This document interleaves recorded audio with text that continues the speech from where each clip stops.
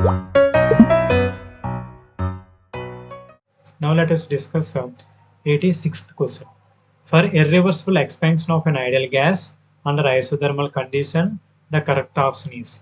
For irreversible expansion, isothermal condition, what is the correct answer? This type of by elimination process.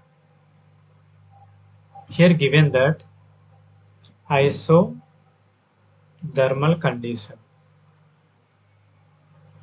That means isothermal means at constant temperature.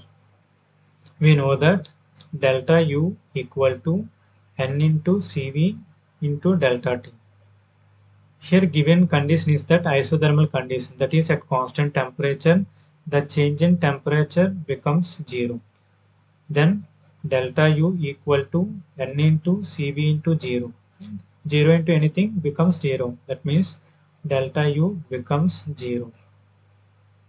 By this delta equal to 0, you can easily eliminate option 1 and option 3. We all know that for irreversible and reversible expansion, delta S is not equal to 0. So that you concluded that for total system equal to delta S system plus delta S surroundings is always greater than 0. By this you can conclude that delta S total is not equal to 0. So our answer is delta equal to 0 and delta S not equal to 0. So option 4 is the correct answer.